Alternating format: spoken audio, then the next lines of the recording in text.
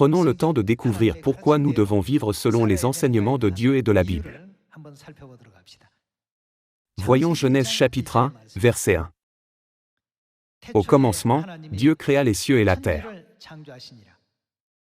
Dieu lui-même a créé les cieux et la terre. La terre était informe et vide, il y avait des ténèbres à la surface de l'abîme, et l'Esprit de Dieu se mouvait au-dessus des eaux. Dieu dit, que la lumière soit. Et la lumière fut. Ici, il est écrit, Dieu a dit. En d'autres termes, cela signifie que Dieu a prononcé sa parole, n'est-ce pas? Le premier jour, Dieu a créé la lumière avec sa parole, et a séparé la lumière des ténèbres. Son œuvre de création a continué le deuxième jour, le troisième jour, et ainsi de suite. Nous pouvons voir le processus consistant à remplir la terre de sa parole une par une. Ainsi, nous pouvons dire que la terre est la création de Dieu, entièrement créée par la parole de Dieu. La vie du poisson est optimale lorsqu'il est dans l'eau.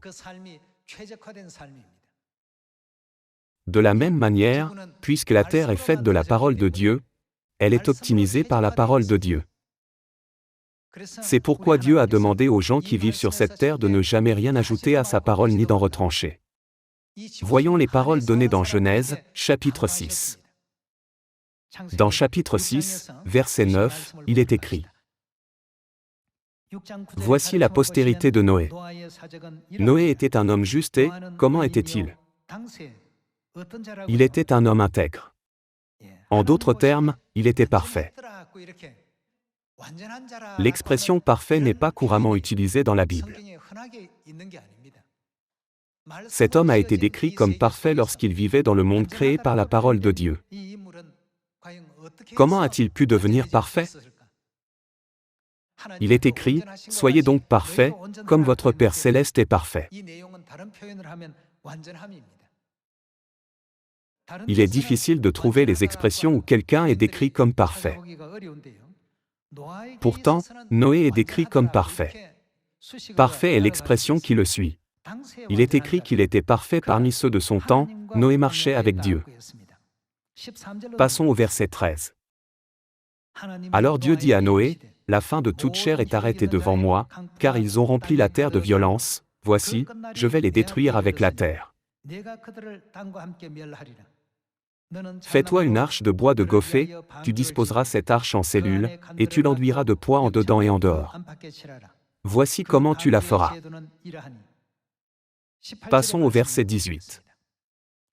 Mais j'établis mon alliance avec toi, tu entreras dans l'arche, toi et tes fils, ta femme et les femmes de tes fils avec toi.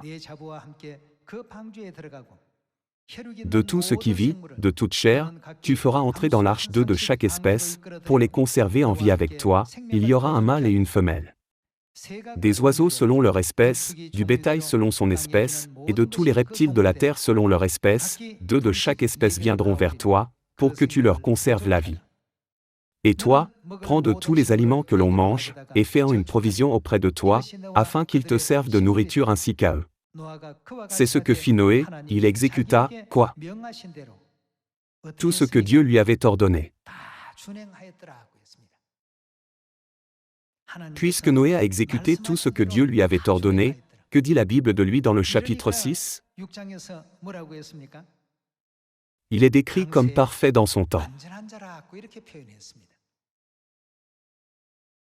Quoi que Dieu lui ait ordonné de faire, Noé a obéi à tout tel quel.